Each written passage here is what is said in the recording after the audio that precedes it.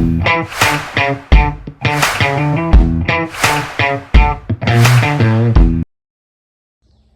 guys, welcome back to the channel.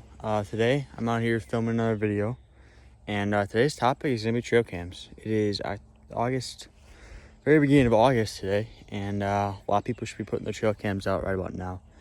Starting to get intel on what bucks are doing, what bucks are in the area, identify some targets. And that's exactly what I'm kind of doing today. I'm moving this camera off of this clover plot, and this clover plot has been amazing. It's holding quite a few deer, a lot of moms, babies, and then a couple smaller bucks, but it's a lot of the same deer. And I know what's in the area right now. I don't anticipate the shift happening for another 3 weeks. You've seen how it's beginning of August. Once we get our bigger fall plots in, I would anticipate some bucks starting to move into the area and starting to change their pattern. So at that point in time, I will likely put a camera back out here, but for now, I'm going to move this camera to a different spot just to see what if there's any good bucks in that area as of right now that I'm not getting. But today's topic is going to be rather than trail cam placement or what brand of trail cams. I'll do videos on those later, but I just want to talk about people who are getting into cameras, cell cams or non-cell cams.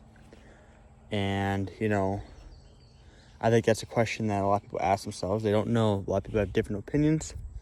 I guess it kind of depends on where you're at financially, alongside, how big of a property you have. For me and my family and I, we use both.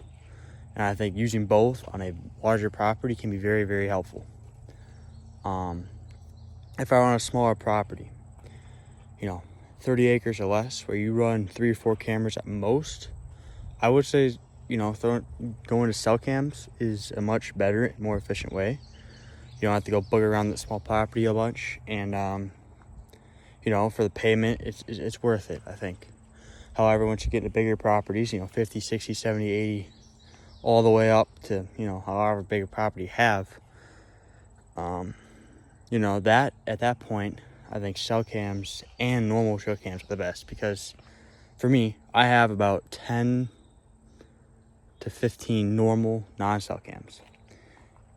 We have a couple older cell cams that we no longer use in terms of sending to the phone. We stopped using that company. We moved to reveals this past year, but we're still going to count those and use those as normal trail cams. But a lot of people ask, what is the best way? Is it cell cams or non-cell cams? And I think the answer is both. For me, I love using our cell cams to help identify deer movement in an area, and also help pinpoint where I need to put my other cameras. An interesting way about that I do is I like to put my cell cams in secluded areas I cannot access off of a road, off of a trail, in areas like beds or deep into food plots I don't want to disturb. A lot of times that's where I put that cell cam, and I won't check my other cameras until I can recognize there's a down time on the property with these cell cams. I can figure out a pattern of when these deer are in and out, and at that point I'll know I can go check my other cameras.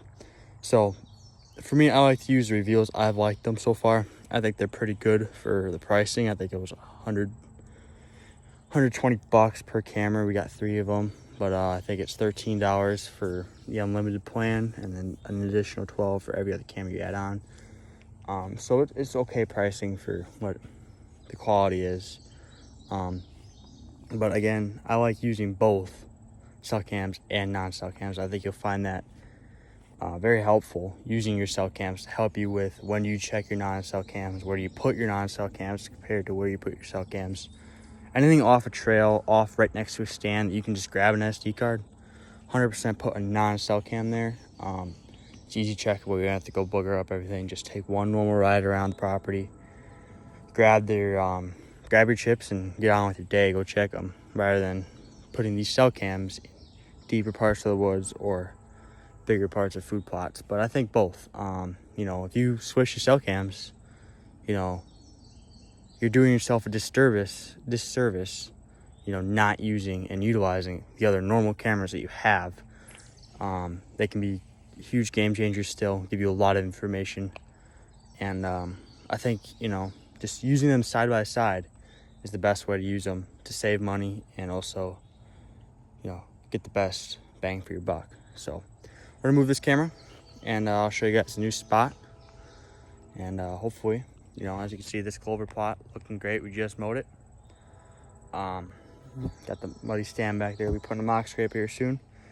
It'll be back onto this plot pretty soon, but we gotta move it for right now. So I got that camera set, you guys.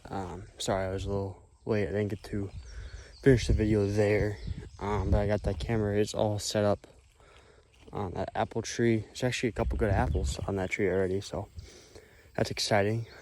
But yeah, I'm back at that clover plot. But I just want to close off by saying thank you to anyone who's been viewing. I really appreciate it. I really hope that you guys can drop a couple likes and comments, please.